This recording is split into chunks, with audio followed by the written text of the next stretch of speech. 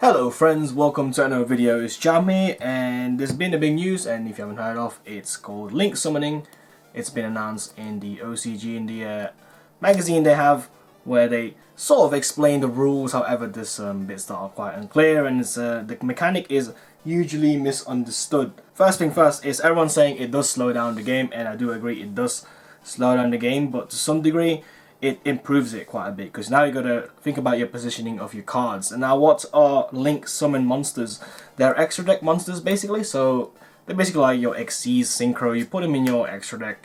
I'm not sure if they actually increase the extra deck size from 15, because adding the link monsters will probably need to take up about 5 or 4 spaces if you want to in the future, or for now with the cards we currently have. They've announced 5 link monsters, and this is the main protagonist's card. It's called Decode Talker. That's the OCG name. They might change that, but they probably won't. Like, most of the time they don't change it. They've announced only about 5 of them. They come in the new set as well as the new structure deck. Now, to link summon, it's very similar to Contact Fusion and also Contact Synchro. I think that's what it's called, with Ultimate Zokin, for example, where you just sack off the materials from your field to the graveyard to summon the monster that you want to summon, the link monster. Now, each link monster has a link number at the bottom right. You may have noticed they don't have any defense values. That means that they don't have any defense. It doesn't count as 0. No, it doesn't. They can just never go into defense position. So if you try to use cards like Book of Moon, Book of Eclipse, Swords of the Unseen Light, Fairy Tale Snow, all that stuff, you can't actually use it on them. I'm not sure about the rulings, whether if you can actually target it with the effect. I think you just can't target them with the effects that changes battle position, so it just doesn't work on them at all. Similar to how you have a token and you use Quaking Mirror Force, you can't Quaking Mirror Force a token, so it just stays in attack position, or etc. I would just say just use the token clause on them for now. And they are actually getting a couple of good support, like the field spell. If you haven't seen already, the Price of Senate switch, which switches card positions on the field, on your side of the field, to another adjacent slot. That's gone up because you can just Xyz Dante and move it down, so Dante is still alive. This is the field spell where you can also switch a link monster's position. Now, I'll just give an example of how to link summon. It's quite simple actually, although a bit confusing with the explanation later on. I'll just show it with the new cards. This one is called Draco Net, and it's a Cybers type monster. They are introducing a new type in the next era. I think it's called VRAINS or Brains or something. Or VRAINS. I don't know how people say it properly, but I don't know if that's the correct way. It's called Cybers type. It's not called Cyber Dragon type. It's a bit confusing with Cyber Dragon and the Cyber archetype that exists right now. So TCG, they might change that to something else completely, like they did with Worms. Just to do an example with these two. So let's say you start your game and you open Draco Net. When this is normal summon, you special summon a normal monster level 2 or lower from your deck, and I'll summon this Bitron in defense position. And it's a normal monster. Now in this case, you can now link summon, and they also introduced 2 new slots on the field. You may have seen at the start of the video, I put the hard positions in here. This is the traditional playmat before. It doesn't have the pendulum slots anymore because they've taken out the pendulum slots and moved them down, but I'll talk about that later. These 2 slots are basically your extra deck slots. So if you want to summon for the first time, if you've got nothing on your field but you have the materials for the extra deck summon, you have to summon on one of these slots. So for example, I'll make this Stardust Charge Warrior here. And I can't just make it here anymore in the new rules. I'll have to make it in either this one or this one. Doesn't really matter which one. But as soon as you occupy this slot, this one will be your opponent's, and you can no longer use this slot. This time, we've got 2 Cybers monsters. This is also a Cybers. This is a new card as well. It's a vanilla. If you also haven't noticed, normal monsters now indicate they are normal monsters in the OCG errata. So maybe in TCG it will come in when we get the Cybers type or with the new set and stuff. So basically, normal monsters will now indicate if they are normal monsters. This is to avoid confusion with non-effect monsters, basically like Gem Knight Pearl, Gem Knight Zirconia, all I can think of is Gem Knights, Scrap Archfiend, etc. Those are not normal monsters, they are non-effect monsters, and these are normal monsters. basically the ones that come from the main deck, or that you draw off the main deck, for example. So we're just going to perform a link summon using 2 Cybers monsters. You send them to the graveyard, and I either use this one or this one. And I'm just going to go into, this is a dark and an earth monster, which means I can't make this one. This needs 2 earth monsters and material. I can make that one if I use Draconet, but I use 2 monsters. This one you need 3. This one says 2 or more. Now this is the bit that people are already making mistakes of. I've seen people online trying to explain how it works, but it's hard to understand at the beginning as well, and it's kind of confusing. You have to look at the link number at the bottom. That's how many materials you need. That's how many link materials you need to summon it. Now monsters on the field are link materials, and if they are just monsters from the deck, they count as 1 link material. And this says link free, which means you need to send 3 to the graveyard off your non-link monster area. Now the link free things is quite important, because you can summon link 2 monsters, such as this one. This is called Honeybot. It's one of the ones they announced. This is a link 2 monsters, which means you need 2 monsters to summon it. In which case we did use 2 monsters, and this does require 2 Cybers monsters. So we're just going to summon this one. It's called Honeybot. What this one does is it protects your linked monsters, and each link monsters have arrows on the sides. It's kind of hard to see on this card, but this, you can see there, this one has a left and a right arrow, and if you have noticed, it does say link 2, meaning that it has 2 links on its sides, meaning that I can summon more extra deck monsters on these 2 slots. However, I can't do that because you can't actually take up this one, and this one. As far as I know, you can't, and that means this actually doesn't let you summon anymore because of the arrows. Now that does sound kind of inconvenient. Keep in mind, let's say, let's go back to the link thing again. I want to summon a link 3 monster, and I've got a link 2 monster here. Let's say I get another monster out from my deck. Let's say I got another card like another one. Let's say I got another normal summon for next turn. So I'm going to normal summon this again, and just for this example, don't use this effect. And now that this one says any effect monsters, this is the main character's card. It's called Decode Talker. It's a link 3, and it's got very nice arrows pointing to the bottom left, the bottom right, and up forward. Actually, we'll go back into that later on. It does point upwards, so you could think about it as it will be pointing. If you say something here, it will be pointing at your opponent's field up here.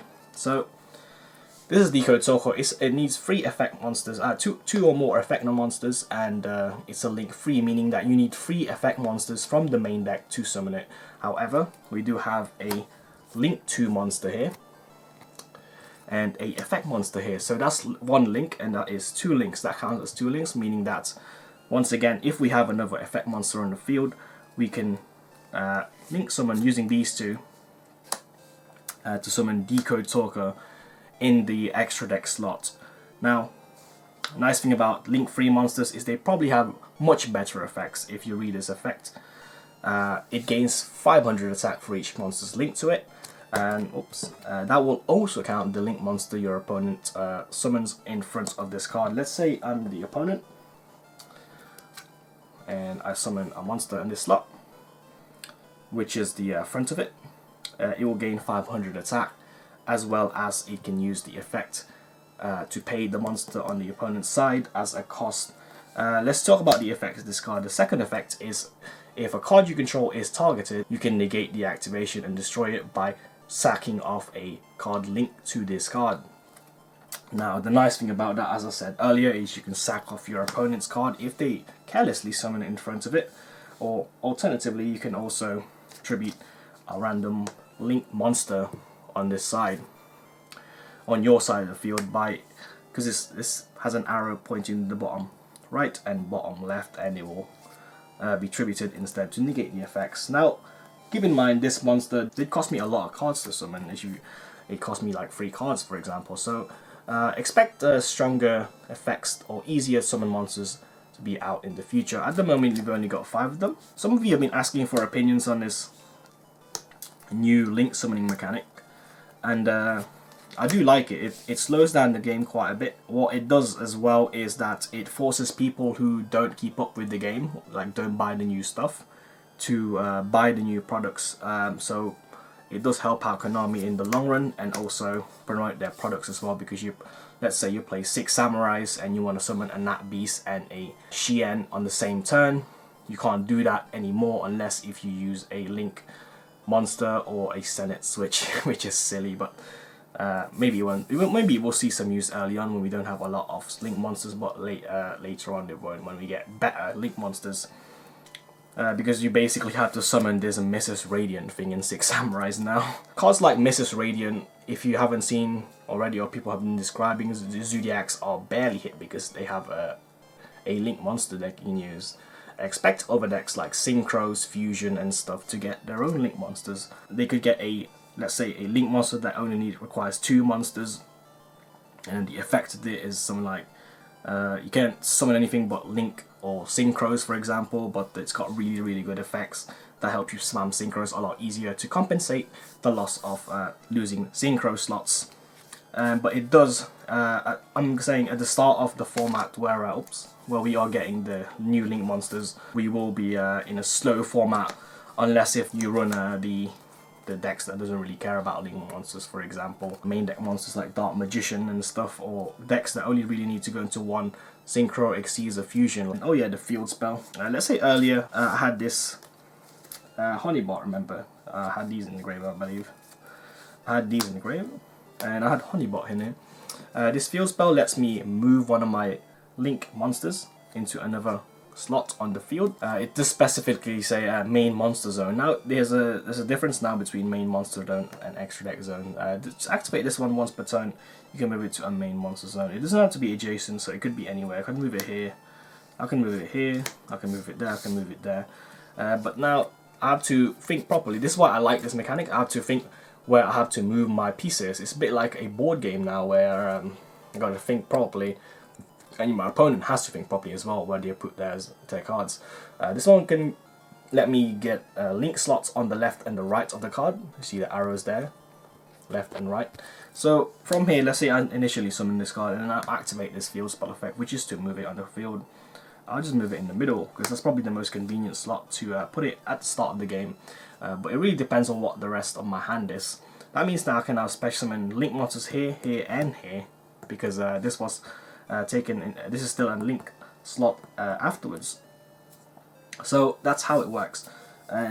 Now I can spam my I don't know, my Pendulum monsters from the extra deck, for example. Oh yeah, about Pendulums, let's just find some Pendulum cards, I guess. It's actually nice that they took out the Pendulum slots, because now there's now more room, but we have to make room for these 2 areas for the Link, for the extra deck monster slot, or the Link monsters that you're going to summon, or the extra deck Xyz, Synchro, etc. that you're going to summon at the beginning of the game.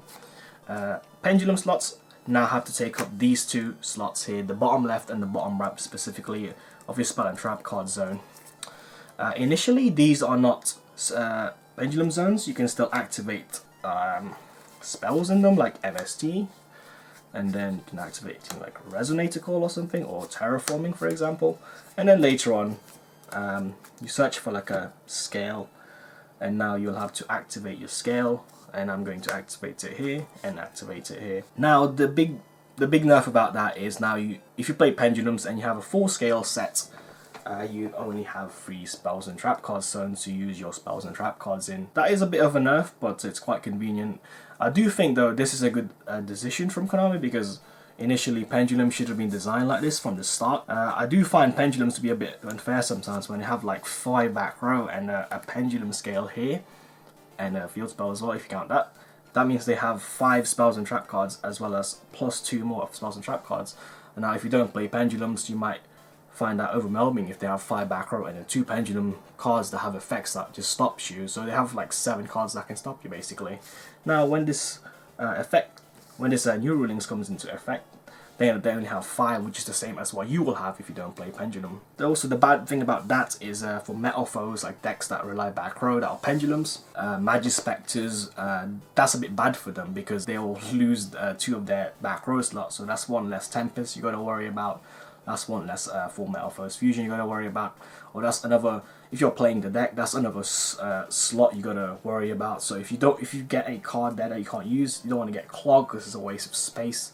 So yeah, Pendulum nerf, very big, but it should have been like that from the start, and also a very good decision for Konami to do it, because it does give us more space on the board, because we are going to be losing space once again with the new extra deck Monster Zone slots. So yeah, that is it for today with lessons with Link summoning. If there's anything else you don't understand, just chuck it down in the comment section below. This is the new Rescue Rabbit, Rescue Cat variant. Very, very cool card. Only works with Link slots, but we're talking about that in another video. So yeah, thanks for watching, guys. Bye bye. Jam here signing off. Bye bye. Hopefully that helps you, or if it confused you even more, then that's good.